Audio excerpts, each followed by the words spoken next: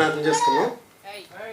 ప్రియ పరలోకమందున మా తండ్రి, సాయంకాల సమయంలో నీ యందు భయము భక్తి కలిగి నీ యొక్క జ్ఞాన గ్రంథం నుంచి కొన్ని మాటలు నేర్చుకొని సదుద్దేశం ఇక్కడికి వచ్చాం తండ్రి. చెప్పబడుతున్న మాటలు మా జీవితంలో లోటుపాట్లు ఉంటే సరి చేసుకునే భాగ్యం ఎక్కడన్నా ప్రతిపెట్టుకు దయచేయమని క్రీస్తునామని ప్రార్థన అడిగి వేడుకుంటున్నాం పరమ తండ్రి. ఆమేన్. మోదీ ప్రభుత్వం ఎక్కిన దగ్గర నుంచి గత కొంతకాలంగా చర్చిలు కూల్చేస్తున్నారు. తెలుసండి మీకు? మన ఏరియాలో లేవు, కానీ చాలా ఏరియాల్లో చర్చి దగ్గరికి వెళ్ళడం, మీకు రిజిస్ట్రేషన్ అయిందా అవ్వలేదా, అవ్వకపోతే కూల్చేయడం. చాలా చర్చిలు కూల్చేశారండి. మళ్ళీ కానీ గెలిస్తే క్రీస్తులకు మారిస్తే చంపేసే యాక్ట్ కూడా తీసుకొచ్చే ఆలోచనలో ఉన్నారంట మోదీ గారు. అంతా పకడ్బందీగా ప్రణాళిక వేసుకుంటూ ముందుకి రావడం అనేది జరుగుతుంది. మనకెందుకు వచ్చిందని నేను మన చర్చిని లార్డ్ జీసస్ క్రైస్ట్ అనే పేరు మీద రిజిస్ట్రేషన్ చేయించేశాను. సుమారు 10,000 రూపాయలు అయిందండి. ఇంకా బ్యాంక్ అకౌంట్ ఓపెన్ చేస్తే అయిపోద్ది. వెళ్ళి రిజిస్టర్ ఆఫీస్కి వెళ్ళి ఈ చర్చిని రిజిస్ట్రేషన్ చేయండి అంటే చేయరండి. చర్చిలు, మసీదులు, గుళ్ళు, దేవాలయాలు, దర్గాలు ఏవి రిజిస్ట్రేషన్ చెయ్యరు. అసలు రిజిస్ట్రేషన్ అవసరం అనేది లేదు. మతపరమైన కార్యక్రమాలు జరిగే దేనికైనా సరే అసలు రిజిస్ట్రేషన్తో పని లేదు. గట్టిగా మాట్లాడి దీనికి కరెంటు బిల్లు కూడా కట్టక్కర్లేదండి. కానీ నేను ఎవ్రీ మంత్ కరెంటు బిల్లు కడుతున్నాను.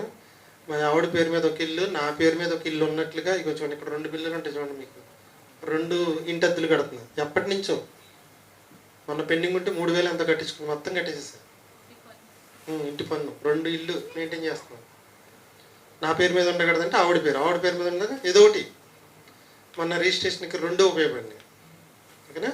చర్చిని కానీ మసీదుని కానీ దేన్ని కూడా రిజిస్ట్రేషన్ అనేది చెయ్యరు, అసలు అవసరం లేదు. కానీ ఎప్పుడైనా దీన్ని తీసేస్తామో కూల్చేస్తామని ప్రభుత్వమే వస్తుంది, బయట వాళ్ళు ఎవరు రారు. కాబట్టి దానికోసం ఏం చేసామంటే చర్చిని రిజిస్ట్రేషన్ చేయమంటే చేయరు, దేవాలయాన్ని కూడా చేయరు, మసీదుని కూడా చేయరు. అందుకని ఏం చేస్తారంటే 2 రకాలు ఉంటాయి రిజిస్ట్రేషన్కి. నాన్ జ్యుడిషియల్ అంటారు, ట్రస్ట్, సొసైటీ. చెప్పేది అర్థం చేసుకోండి, మీకు తెలియాలి ఇవన్నీ. Trust, society.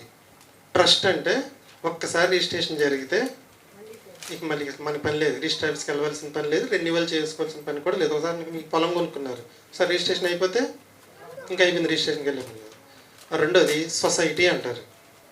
సొసైటీ అంటే ప్రతి సంవత్సరం రిజిస్టర్ ఆఫీస్కి వెళ్ళి రెన్యువల్ చేయించుకోవాలి. ఒకవేళ నువ్వు 2 సంవత్సరాలు రెన్యువల్ చేయించుకోకపోతే రిజిస్ట్రేషన్ రద్దు అయిపోద్ది. సొసైటీలు దేనికి చేయించుకుంటారంటే మనకి ఒంగూరులో బైబిల్ కాలేజీ కాకుండా అది ఉంది చూసి, కార్మేల్ ఉంది కాలేజీ. వాళ్ళు ఏం చేస్తారు, అక్కడ లోక విద్య నేర్పిస్తారు. దాన్ని సొసైటీగా రిజిస్ట్రేషన్ చేయించుకుంటారు. వాళ్ళకి డబ్బులు కూడా వస్తాయి, మరి ఫీజులు కట్టించుకుంటారు కదా. నేను ట్రస్ట్గా చేయించాను. మనం స్కూల్స్ పెట్టేది పరిస్థితి ఏమీ లేదు. ఇప్పుడు హరిబాబు పనిచేసే స్కూల్ కూడా ఏం ట్రస్టా, వాళ్ళ సంస్థ కూడా మతపరమైనది అది కూడా. కానీ వాళ్ళు ఏం చేశారంటే ట్రస్ట్గా రిజిస్ట్రేషన్ చేయించుకొని కాలేజీని అడుగుతున్నారు. ఎవ్వరూ ఏమీ చేయలేరు. ఒక్క 10,000 రూపాయలు ఖర్చు అంది. ఓకేనా? యేసుక్రీస్తు ప్రభువు వారు ఏం చెప్పాడు, మీరు ఏం చేసినా నా కుమారుని పేరట, తెలుసుగా మీకు వచ్చిన, మీరు ఏమి చేసినాను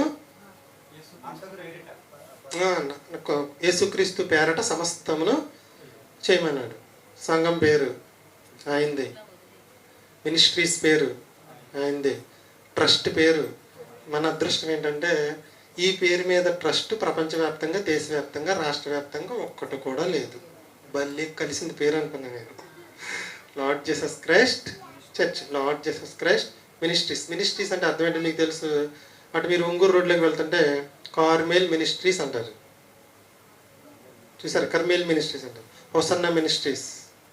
మినిస్ట్రీస్ అంటే అర్థం ఏంటంటే దేవుని పరిచర్య జరిగించే చోటు, స్థలము, ప్రదేశం, ఏదైనా అర్థం వస్తుంది. మినిస్ట్రీస్ అంటే అర్థం ఏంటంటే పరిచర్య, దేవుని యొక్క పరిచర్య. మీకు ట్రస్ట్ అంటే అర్థం ఆల్రెడీ మీకు వాట్సాప్లో పెట్టి మరొకసారి చెప్తాను. ట్రస్ట్ అంటే అర్థం ఏంటంటే నమ్మకం, విశ్వసనీయత. మూడోది ఏంటంటే నమ్మకంతో ఇతరులను ఆవాసం ఇచ్చు ఆలయం. నమ్మకంతో ఇతరులకు ఆవాసం ఇచ్చు ఆలయం.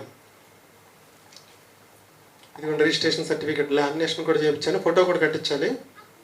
2 హోల్స్ పెట్టాను, తగిలిస్తాను, సమయం మర్చిపోయాను. ఇది రిజిస్ట్రేషన్, ఇది మీకు ఫోటో పెడతాను, అందరి దగ్గర ఉంచుకోండి. అదేంటండి మీరు చేస్తే మాకేం ఉపయోగపడుతుంది అంటారా? దీని మీద 100 చర్చిలు ఓపెన్ చేసుకోవచ్చు నేను. మీకు అర్థమైంది నేను చెప్పింది? ఏ గ్రామంలో అయినా నేను చర్చ్ ఓపెన్ చేసుకుని దీన్ని అక్కడ తగిలిస్తే చాలు. ఒక్క రిజిస్ట్రేషన్తో అంత ఉపయోగం ఉంది. దాన్ని అక్కడ తగిలించుకొని మీరు ఎక్కడ ఏ ప్రదేశంలో అయినా చర్చ నిర్వహించుకోవచ్చు. ఒక్క రిజిస్ట్రేషన్తో మేము ఆ ట్రస్ట్ కింద పనిచేస్తున్నాం, అందరూ చేర్చుకోవాల్సిన పని లేదు. ఓకేనండి? దీంట్లో మీకు సుమారు 9 పేజీలు మేము ఈ కార్యక్రమాలు చేస్తున్నామని రిజిస్టర్ చేయించాం. చిల్డ్రన్స్ బైబిల్ స్కూల్, మినిస్ట్రీస్, ఇంకోటి ఎగ్జామ్స్, తర్వాత సెమినార్స్, మొత్తం మనం ఏమేం కార్యక్రమాలు, సర్వీస్ ప్రోగ్రామ్స్ మొత్తం అన్నీ కూడా చేస్తున్నామని రిజిస్టర్ చేయించడం అనేది జరిగింది. ఒకటి గుర్తుంచుకుంటే, ఎప్పుడు కూడా మైక్ అనేది భయంకరమైన సౌండ్ పెడతాం అనేది దుర్మార్గం. అది ఎవ్వరూ ఒప్పుకోరు. లిమిట్గా చుట్టుపక్కల వాళ్ళకి ఇబ్బంది కలగకుండా జాగ్రత్తగా స్వార్థ ప్రకటిద్దాం. ఇంకోటి, మీరు వాక్యం చెప్పేటప్పుడు ఇక్కడి నుంచి కండిషన్స్ పెట్టుకోవాలి. ఏంటంటే ఏ బోధకుడి గురించి మనం మాట్లాడకూడదు, ఏ ఇతర మత విశ్వాసాల గురించి కూడా మాట్లాడకూడదు. ఇప్పటి వరకు ఒక లెక్క, ఇప్పటి నుంచి ఒక లెక్క అన్నట్లుగా చాలా జాగ్రత్తగా ఉండాలి. ఇది రిజిస్ట్రేషన్ గురించి అండి. మనం ఇక భవిష్యత్తులో బైబిల్ కాలేజీ కూడా పెట్టుకోవచ్చు. అర్థమవుతుంది మీకు? నేనే సొంతంగా లెసన్స్ తయారు చేస్తానండి.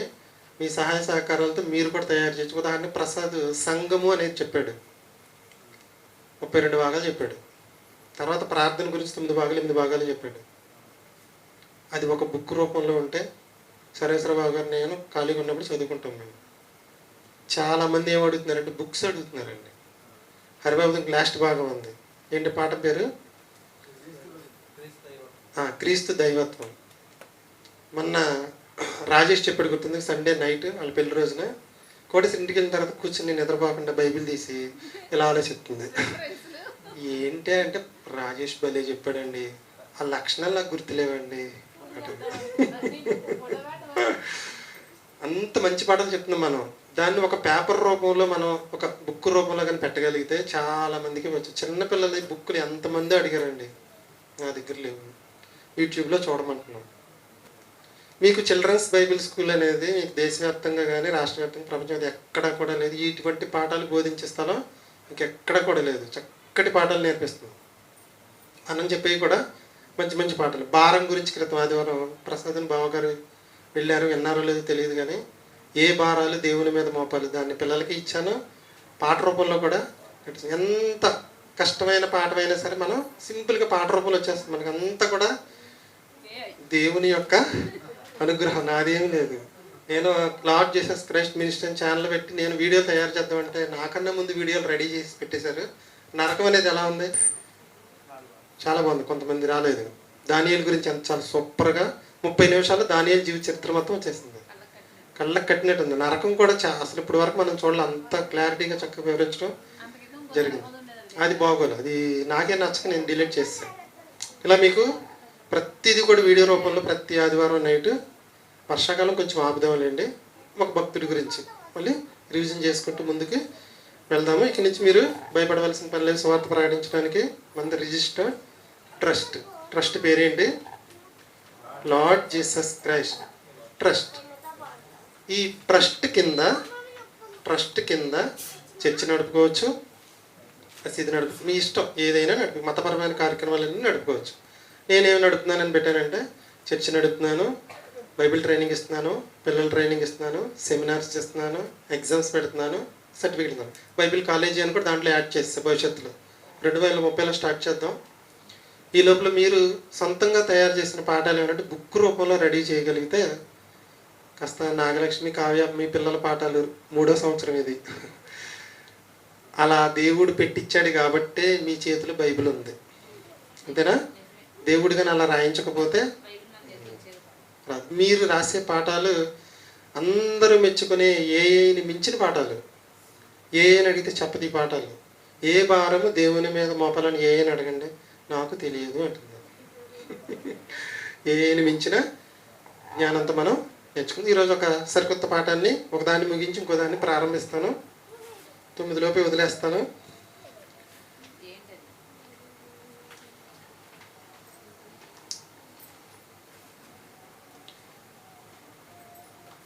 గుణవతి అయిన భార్య మనం ముగింపుది పార్ట్ 3.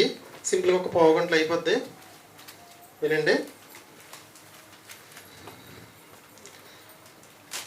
లోక విద్య ఏమి నేర్పిస్తుంది, ఏమి నేర్పించదు? లోక విద్య ఏమి నేర్పిస్తుంది, ఏమి నేర్పించదు? లోక విద్య నువ్వు ఎలా బతకాలో నేర్పించదు. ఏం నేర్పిస్తుంది? అది ఎలా సంపాదించాలో నేర్పిస్తుంది. అయినా లోక విద్య ఎలా బ్రతకాలో నేర్పించదు, నువ్వు ఎలా సంపాదించాలో నేర్పిస్తుంది. లోక విద్య లేదా చదువు లేదా డిగ్రీలు నువ్వు ఎలా సంపాదించాలో నేర్పిస్తాయి, కానీ నువ్వు ఎలా బ్రతకాలో నేర్పించవు.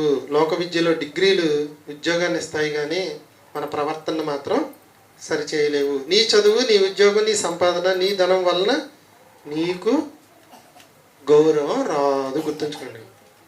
నువ్వు పెద్ద ఉద్యోగం చేసినంత మాత్రం నీకు గౌరవం వస్తుందా? నీ కోట్ల ఆస్తున్నంత మాత్రం నీకు గౌరవం వస్తుందా? దేనివల్ల వస్తుంది నీకు గౌరవం? కేవలం మన ప్రవర్తనను బట్టే మనకు గౌరవం అనేది వస్తుంది. డిగ్రీలు, చదువులు ఇవన్నీ కూడా ఉద్యోగాన్ని ఇస్తాయి, కానీ మనకి గౌరవాన్ని ఇవ్వవు. మహోన్నతిని విద్య, దేవుని విద్య, బైబిల్ విద్య నువ్వు ఎలా బ్రతకాలో నేర్పిస్తుంది, నువ్వు ఎలా ప్రవర్తించాలో నేర్పిస్తుంది. నీ బ్రతుకు, నీ ప్రవర్తన బట్టి నీకు సమాజంలో గౌరవం అనేది వస్తుంది. కాబట్టి ఎలా బ్రతకాలో నేర్పించే బైబిల్ గ్రంథం అందరం నేర్చుకుందాం. ఎలా బ్రతకాలో నేర్పించే బైబిల్ గ్రంథాన్ని అందరం నేర్చుకుందాం. మన ప్రవర్తనను మార్చే బైబిల్ గ్రంథాన్ని అందరం నేర్చుకుని నేను ఒక 5 నిమిషాలు చెప్పానండి. దీన్ని ఒక్క మొక్కలో చెప్తా, ఓకేనా? చదువు నువ్వు ఎలా సంపాదించాలో నేర్పిస్తుంది, కానీ నువ్వు ఎలా బ్రతకాలో నేర్పించదు. అంతేనా? చదువు నువ్వు ఎలా సంపాదించాలో నేర్పిస్తుంది, ఎలా బ్రతకాలో నేర్పించదు. డిగ్రీలు ఉద్యోగాన్ని ఇస్తాయి, కానీ మన ప్రవర్తనను సరిచేయలేవు. నిజమేనంటారా? అలాగే మనం గుణవతి అయిన భార్య గురించి నేర్చుకుంటున్నాం. గుణవతి అయిన భార్య గురించి పాఠాలు కానీ ఉన్నాయి, కానీ మనం చెప్పిన ఇప్పటి వరకు ఎవరు కూడా చెప్పలేదు. మనం రాసినట్టు పాట కూడా ఎవరు కూడా రిలీజ్ చేయలేదు. వాళ్ళు రాసిన పాటలన్నీ ఏదేదో రాసుకొచ్చారు, కానీ సారాంశం అనేది లేదు. నేను 3 భాగాల్లో ముగించేస్తున్నాను. భవిష్యత్తులో ఏమన్నా ఇంకా నాకు అందితే దాంట్లో యాడ్ చేస్తాను. దీని బుక్ కూడా రెడీ చేస్తున్నానండి. ఒక్కసారి గుణవతి అయిన భార్య గురించి ఒక్క ముక్క చెప్తాను. ఆల్రెడీ పాటలో పెట్టేయడం కూడా జరిగింది. ఒక ఆడ మనిషి జీవితం కానీ మగ మనిషి జీవితం కానీ ఎప్పుడు సుఖ సంతోషాలతో ఉంటుంది అంటే, ఒక ఆడ మనిషి జీవితం కానీ మగ మనిషి జీవితం కానీ ఎప్పుడు సుఖ సంతోషాలతో ఉంటుంది అంటే, సరేశ్వర బాబు గారు ఒక్కళ్ళే చెప్పారు, ఎవరు చెప్పట్లా. ఒక భార్యకు మంచి భర్త వస్తే, ఒక భర్తకు మంచి భార్య వస్తే, ఇక అదే సుఖ సంతోషాలతో జీవితం అనేది కొనసాగుతుంది. డబ్బు ఉండవసరం లేదు, ఆస్తి ఉండవసరం లేదు, బంగారం ఎండక్కర్లేదు, ఉద్యోగం అక్కర్లేదు, పొలాలు అక్కర్లేదు, ఇల్లు అక్కర్లేదు, ఆరోగ్యం అక్కర్లేదు, అన్నీ దేవుడే చూసుకుంటాడు. మంచి భార్య మంచి భర్త ఉంటే జీవితం సుఖమయం అవుతుందని మీకు ప్రారంభ వచనాలుగా పరిచయంగా చెప్పుకొచ్చా. గుణవతి అయిన భార్య ఎలా ఉండాలో చెప్పుకొచ్చా. గుణవతి అయిన భార్య సుగుణాలు చెప్పాను. దుర్గుణవతి అయిన భార్య యొక్క దుర్గుణాలు కూడా చెప్పాను. చివరిలో మీకు దానము అని చెప్పుకొస్తూ, రక్తదానము, బంగారు దానం, సువర్ణ దానం, ఎన్ని దానాలు చెప్పుకొస్తూ సుబుద్ధి గల భార్య యెహోవా ఇచ్చు దానము అని చెప్పి ముగించాను. మీకు అవును కదా? అక్కడి నుంచి కంటిన్యూ అవుతుంది.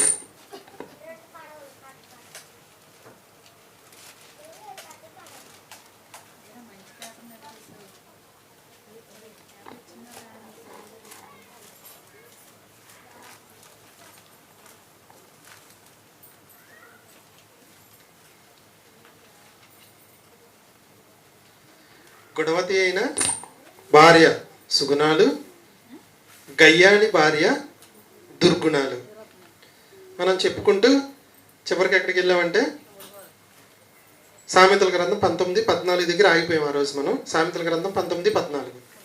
సామెతల గ్రంథం 19 అధ్యాయం 14 వచనం. సామెతల గ్రంథం 19 అధ్యాయం 14 వచనం. గృహము విత్తము పితరులిచ్చు స్వాస్థ్యము. గృహము అంటే ఇల్లు, విత్తము అంటే ధనము, పితరులిచ్చు అంటే తల్లిదండ్రుల నుంచి వస్తుంది, స్వాస్థ్యము అంటే సంపద. కానీ సుబుద్ధి గల భార్య, బుద్ధిశాలి, వివేకవంతురాలు, జ్ఞానవంతురాలు, ఇంటిని మంచిగా నడిపించే సుబుద్ధి గల భార్య మాత్రం యెహోవా ఇచ్చు దానము. దేవుడు మనకు దానముగా భర్తను భార్యను ఇస్తున్నాడు. అందరికీ ఇస్తున్నాడు, కానీ కొందరికి ఏమి ఇస్తున్నాడు? సుబుద్ధి గల భార్యను ఇవ్వటం అనేది జరుగుతుంది. ఇది సుబుద్ధి గల భార్య ఇవ్వటం అనేది దేవుడు మనకి ఒక వరంగా ఇస్తున్నాడు. ఇంకోటి దానంగా ఇస్తున్నాడు.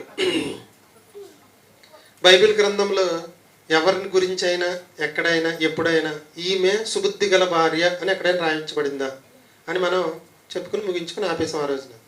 బైబిల్ గ్రంథం 66 పుస్తకాల్లో ఈ ఒక స్త్రీ గురించి, ఒక భార్య గురించి, ఒక పెళ్ళైన స్త్రీ గురించి దేవుడు ఈవిడి సుబుద్ధి గల భార్య అని ఎవరి గురించి అని చెప్పాడా అని చూసి మనం ఈ పార్ట్ 3 ముగించేసుకుందాం.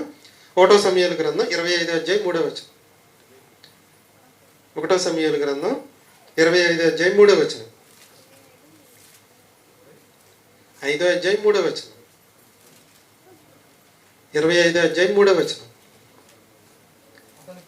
అతని పేరు నాబాలు, అతని భార్య పేరు నాబాలు అబీగయలు. నాబాలు చాలా దుర్మార్గుడు, చాలా ధనవంతుడు, చాలా దుర్మార్గుడు.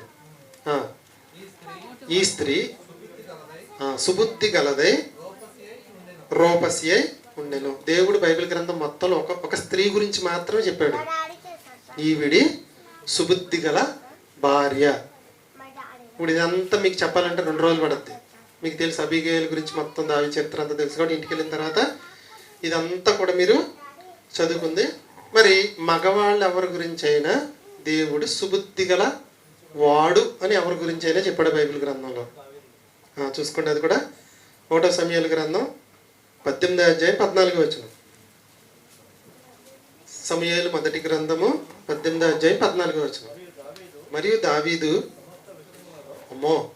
సమస్త విషయములలో సుబుద్ధి గలవాడై ప్రవర్తించగా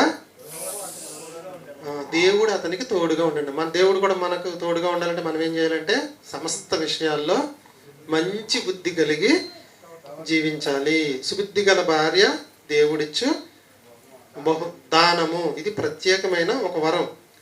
ఈ విషయాలు తెలిసే సమయానికండి మాకు ఆల్రెడీ పెళ్ళి అయిపోయిందండి, మీరు గుణవతి అయిన భార్య, దుర్గుణవతి అయిన భార్య, సుబుద్ధి గల భార్య అని చెప్పే సమయానికి పెళ్ళిళ్ళు పిల్లల్లో మనవరాలు కూడా అయిపోయినాయండి, ఇప్పుడు ఏం చేయమంటారండి అంటారా? దానికి కూడా ఉంది పరిష్కారం. 1వ పేతురు పత్రిక 3వ అధ్యాయం 2వ వచనం. పేతురు గారు రాసిన మొదటి పత్రిక 3వ అధ్యాయం 2వ వచనం. అందువలన వారిలో ఎవరైనాను వాక్యమునకు అవిధేయులైతే వారు భయముతో కూడిన చూడండి భయముతో భర్త ఎడల లేదా భార్య ఎడల భయముతో కూడిన మీ పవిత్ర ప్రవర్తనను చూసి మార్చవచ్చు. అంటే ఇప్పుడు అంతా అయిపోయిన తర్వాత ఇప్పుడు చేసేది ఏం లేదంటే కుదరదు. విడాకులు తీసుకున్నాడు దేవుడు ఒప్పుకోడు.